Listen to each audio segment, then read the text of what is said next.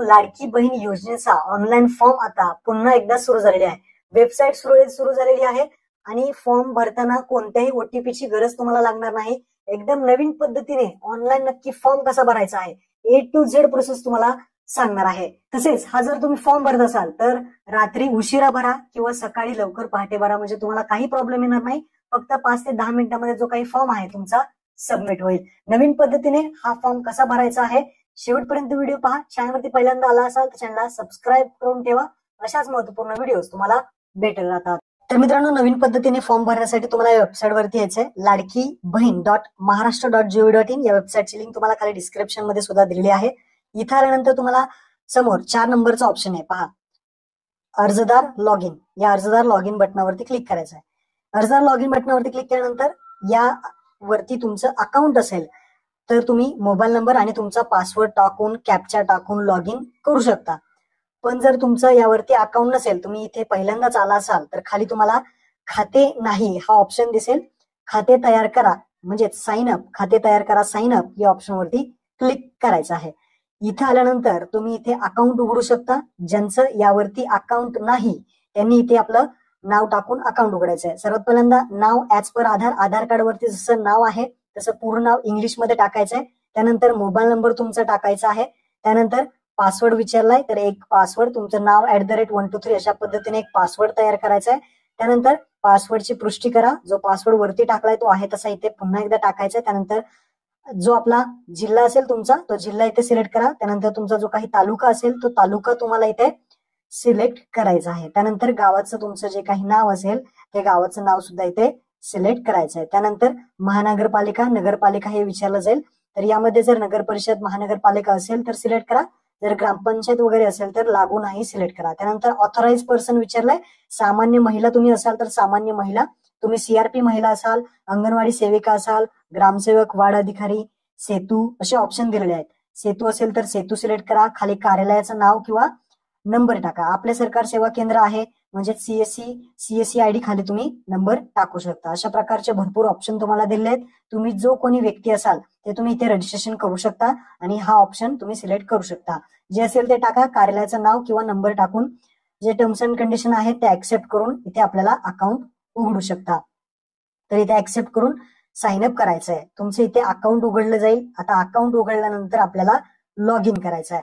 आपण इथे अकाउंट उघडल्यानंतर तुम्हाला पुन्हा होम पेज वरती यायचंय. पेज वरती इथे 4 नंबरचा ऑप्शन आहे अर्जदार लॉग इन. या अर्जदार लॉग इन वरती क्लिक करायचं आहे. अर्जदार लॉग इन वरती क्लिक केल्यानंतर तुमचा जो काही मोबाईल नंबर आहे तो इथे टाकायचा आहे. जो पासवर्ड बनवला होता तो इथे टाकायचा आहे आणि कॅप्चा आहे ज्यामध्ये लेटर्स नंबर असतील तो आहे तसा टाकून खाली राईट साईडला लॉग इन बटन दिसते त्यावरती क्लिक करायचं आहे. तर इथे थोडा वेळ लागतोय तर तुम्ही थोडं थांबून वेळोवेळी प्रयत्न करत राहा. नक्कीच तुमचा फॉर्म इथे होईल. तर इथे पहा लॉग इन सक्सेसफुली झालेला आहे. लॉग इन झाल्यानंतर आपल्याला पहिल्यांदा काय करायचंय, हा जो फॉर्म आहे हा जो वेबसाईट आहे ती आपण इंग्लिश किंवा मराठीमध्ये करू शकता. तर राईट साईडला कॉर्नरला तुम्हाला ऑप्शन दिलेला आहे इंग्लिश किंवा मराठी. तर इथे आपण काय करूयात, मराठीमध्ये हा ऑप्शन जो आहे तो करून घेऊयात. मी मराठीमध्ये हा ऑप्शन केलेला आहे, तुम्ही सुद्धा करा.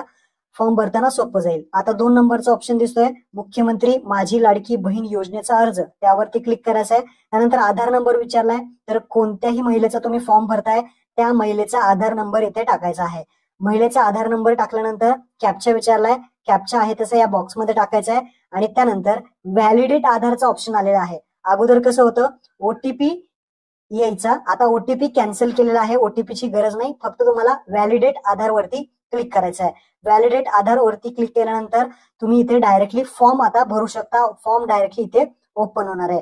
तर मी इथे व्हॅलिडेट करतो. तुम्ही पहा कोणताही OTP लागलेला नाही, डायरेक्ट अर्ज जो आहे तो समोर आलेला आहे. फक्त इथे काम आपलं वाढलेलं आहे. सगळी माहिती आपल्याला इथे भरायची आहे. पहिली माहिती आहे महिलेचं आधार कार्ड प्रमाणे नाव टाकायचं आहे इंग्लिशमध्ये. इंग्लिशमध्ये जसं नाव असेल तसंच टाकायचं आहे. परत एकदा सांगतो, इंग्लिशमध्ये आधार कार्ड वरती जसं पूर्ण नाव आहे तसं पूर्ण नाव या बॉक्समध्ये टाकायचं आहे. त्यानंतर वडील किंवा पतीचे नाव. आता ज्या महिलेचं लग्न झालेलं आहे त्यांनी पती सिलेक्ट करायचंय आणि पतीचं नाव जे आहे ते पूर्ण टाकून घ्यायचं आहे. आता ज्या महिलेचं लग्न नसेल झालं तर त्यांनी वडील सिलेक्ट करून त्या वडिलांचं तुमचं जे काही नाव असेल त्या महिलेच्या वडिलांचं नाव इथे टाकून घ्यायचं आहे. तर इथे पती किंवा वडिलांचं नाव टाकून घ्या. त्यानंतर महिलेचे लग्नापूर्वीचं नाव विचारलंय.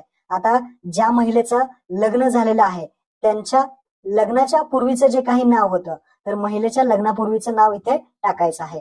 लग्न नसेल झालं तर तो ऑप्शन तुम्हाला सोडून द्यायचा आहे. त्यानंतर तुमची वैवाहिक स्थिती, विवाहित आहात का अविवाहित आहात किंवा विधवा, घटस्फोटित, निराधार जे असेल ते तुम्ही इथे सिलेक्ट करायचं आहे. त्यानंतर जन्मतारीख विचारले. जन्मतारीख टाकताना लक्षात ठेवा पहिल्यांदा मंथ टाकायचं आहे, महिना टाकायचा आहे, त्यानंतर डे म्हणजे दिवस आणि त्यानंतर इयर.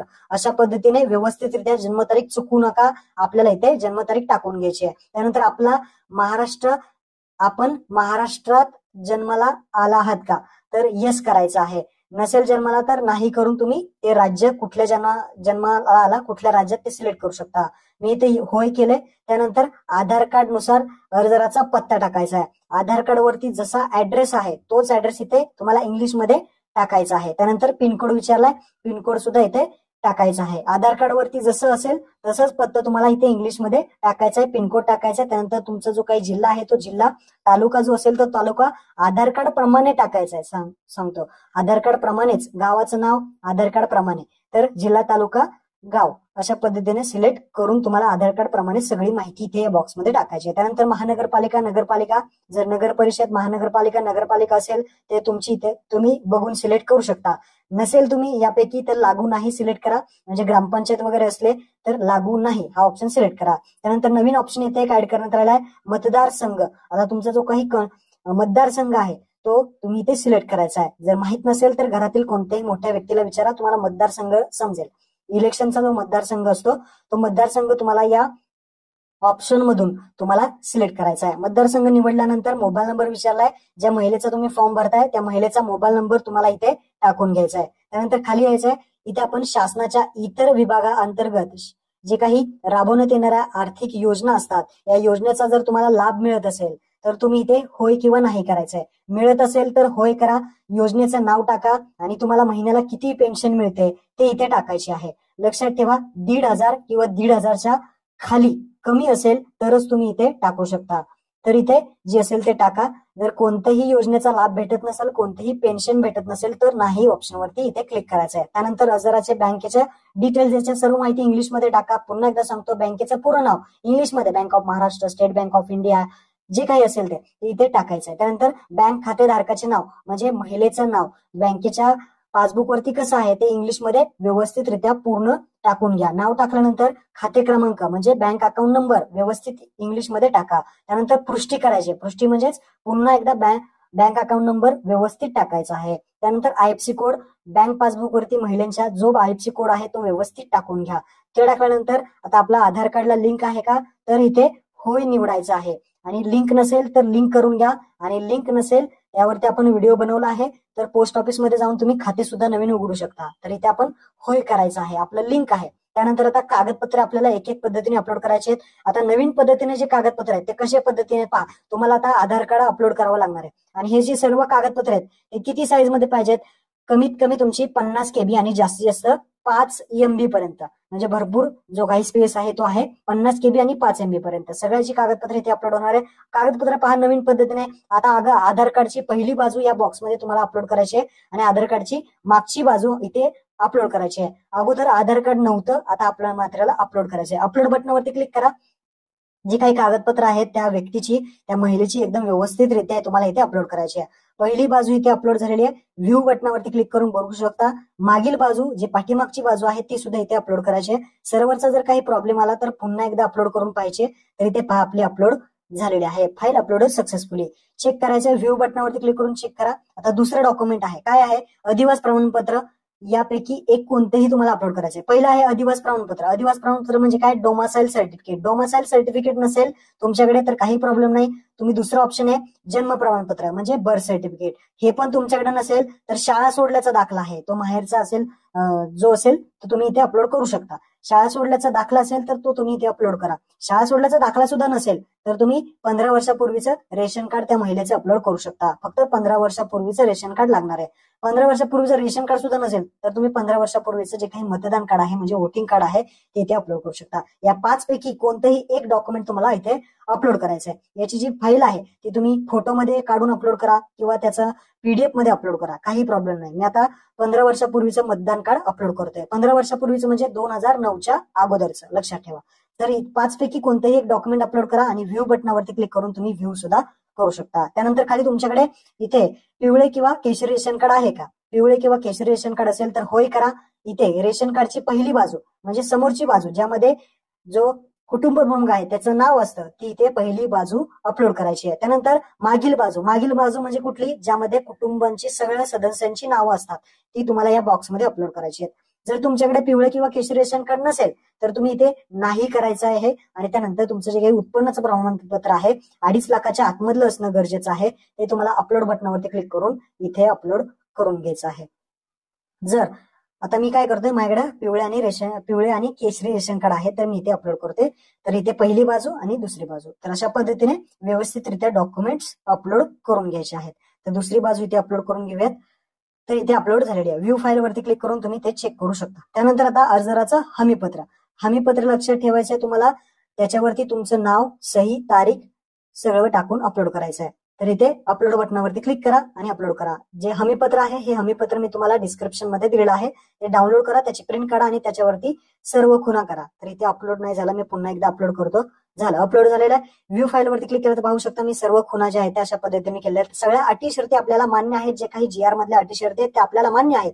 ते सर्व खुणा करायचे आहेत. स्थळ, दिनांक टाकायचे आणि सही वगैरे करून इथे अपलोड करायचे आहे. ह्या महिलेचं हमीपत्र केलं की अर्जदाराचा फोटो. आता फोटो अपलोड करताना लक्षात ठेवा पासपोर्ट साईज फोटो अपलोड करू शकता किंवा कॅमेराने जर तुम्हाला काढायचा असेल लाईव्ह फोटो सुद्धा अपलोड करू शकता. दोन्ही ऑप्शन आहेत. अपलोड बटनावरती क्लिक करा, पासपोर्ट साईज फोटो इथे अपलोड करा. अपलोड होत नसेल तर पुन्हा एकदा ट्राय करा. तर इथे अपलोड करायचा झालं. अपलोड करण्याचा इथे प्रोसेस कंप्लीट झालेली आहे. अशा पद्धतीने सर्व कागदपत्र तुम्हाला अपलोड करायचे आहेत आणि जो हा फॉर्म आहे तो खाली सबमिट बटनावरती क्लिक करायचा आहे. तर सबमिट, अरे काय झालं, हा आपलं इथे हे राहिलं हमीपत्र स्वीकारावरती इथे टिक करायची राहिले तर टिक करायची आणि हे स्वीकार करायचे. आता आपण सगळी माहिती भरली आहे, सगळा फॉर्म भरला, एकदा चेक करून घ्यायचा आणि त्यानंतर सबमिट करायचा आहे. सबमिट केल्यानंतर की तुम्ही जी काही माहिती भरली आहे ती सगळी माहिती तुम्हाला दाखवली जाईल. एकदा चेक करून घ्यायची आहे. इथे कॅप्चा विचारलाय, कॅप्चा वगैरे व्यवस्थित आहे तसं टाकायचं आहे आणि लक्षात ठेवायचं सबमिट करण्याच्या अगोदर इथे काय त्यांनी सूचना दिल्या आहेत. एकदाच फॉर्म तुम्ही सबमिट करू शकता, पुन्हा तुम्हाला एडिट करता येणार नाही. शेवटची संधी आहे, इथे चेक करा, सगळा फॉर्म बघून घ्या आणि त्यानंतर सबमिट करा.